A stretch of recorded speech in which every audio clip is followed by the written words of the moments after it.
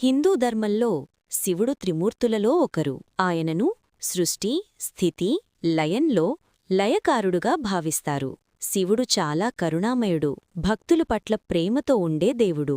పూర్వం ఒకసారి దేవతలు మరియు అసురులు కలిసి అమృతం కోసం సముద్రమథనం చేశారు. ఆ సమయంలో సముద్రం నుండి చాలా రత్నాలు వచ్చాయి. కాని ఒక భయంకరమైన విషం కూడా బయటకు వచ్చింది. ఆ విషాన్ని హాలాహల విషం అంటారు. ఆ విషం ప్రపంచాన్ని నాశనం చెయ్యబోతోంది.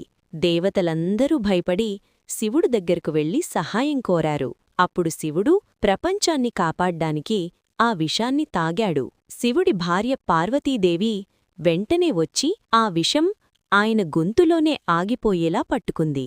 అందువల్ల శివుడి గొంతు నీలం రంగులో మారింది. అప్పట్నుంచి శివుడిని నీలకంఠుడు అని కూడా పిలుస్తారు. శివుడు సాధారణ జీవితం గడిపే దేవుడు. ఆయన కైలాసపర్వతంపై ధ్యానం చేస్తూ ఉంటారు. ఆయన వాహనం నంది అనే ఎద్దు. శివుడి చేతిలో త్రిశూలం ఉంటుంది. తలపై గంగానది ప్రవహిస్తుంది. ఈ కథ మనకు చెప్పేది, ఇతరుల కోసం త్యాగం చేయడం గొప్పది. శివుడు భక్తులను ఎప్పుడూ కాపాడుతాడు. నిజమైన శక్తి వినయంతో ఉంటుంది. ఓం నమః శివాయ.